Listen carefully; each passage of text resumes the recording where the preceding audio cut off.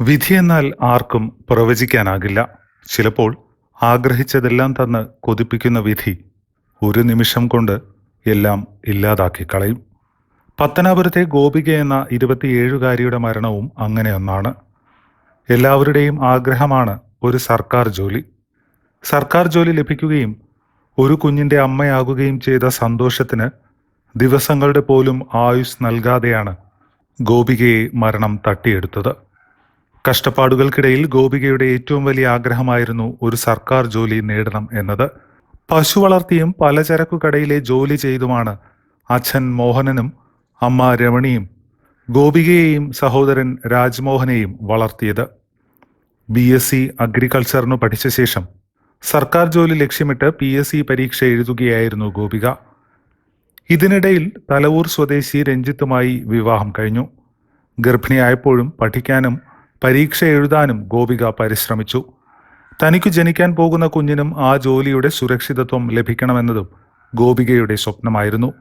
ആ 27കാരിയുടെ രണ്ടാഗ്രഹങ്ങളും സാധിക്കപ്പെട്ടു. എന്നാൽ 11 ദിവസം മുൻപ് ജന്മം കൊടുത്ത പൊന്നുമകളെ കണ്ട് കൊതി തീരാതെയും ജീവിതാഭിലാഷമായ സർക്കാർ ജോലിയിൽ പ്രവേശിച്ച് ഒരു ദിവസത്തിലേറെ ജോലി ചെയ്യാനാകാതെയും മോഹങ്ങളും സ്വപ്നങ്ങളും ബാക്കി വെച്ച് ഈ ലോകത്ത് വിട പറയാനായിരുന്നു ഗോപികയുടെ വിധി.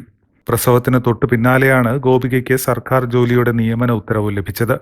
മകളുടെ ജനനത്തിന് പിന്നാലെ ജോലിയും ലഭിച്ചതോടെ ഇരട്ടി സന്തോഷത്തിലായിരുന്നു ആ കുടുംബം. കൃഷി അസിസ്റ്റന്റ് തസ്തികയിൽ കണ്ണൂരിലായിരുന്നു ഗോപികയുടെ നിയമനം. 2 ദിവസം മുമ്പ് കുഞ്ഞിനെ വീട്ടിലാക്കി കണ്ണൂരിലെത്തി ജോലിയിൽ പ്രവേശിച്ച ശേഷം അവധിയെടുത്ത് പ്രസവാനന്തര ശുശ്രൂഷകൾക്കായി നാട്ടിലേക്ക് തിരികെ പോന്നു. വ്യാഴാഴ്ച വീട്ടിലെത്തി ഏറെ കഴിയും മുൻപേ കുഞ്ഞിന് ശാരീരിക അസ്വാസ്ഥ്യമുണ്ടായി. ഗോപികയും അമ്മയും ഭർത്താവ് രഞ്ജിത്തും ഭർത്തൃപിതാവും ചേർന്ന് കുഞ്ഞിനെ രാത്രിയിൽ അടൂരിലെ സ്വകാര്യ ആശുപത്രിയിലേക്ക് കൊണ്ടുപോയി. ഡോക്ടറെ കാണിച്ച ശേഷം വീട്ടിലേക്ക് മടങ്ങുമ്പോൾ അപ്രതീക്ഷിതമായി ഉണ്ടായ വാഹനാപകടമാണ് ഗോപികയുടെ ജീവനെടുത്തത്.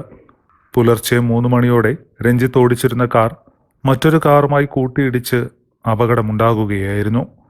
ചെങ്ങന്നൂരിലെ സ്വകാര്യ ആശുപത്രിയിൽ ചികിത്സയിലിരിക്കെ രാവിലെ 8ഓടെ ഗോപിക മരിച്ചു. കുഞ്ഞ് പരിക്കേൽക്കാതെ രക്ഷപ്പെട്ടു. മറ്റുള്ളവരെല്ലാം സാരമായ പരിക്കുകളോടെ ചികിത്സയിലാണ്. ഗോപികയുടെ മരണവാർത്ത ഒരു നാടിനെ മുഴുവൻ സങ്കടത്തിലാഴ്ത്തിയിരിക്കുകയാണ്.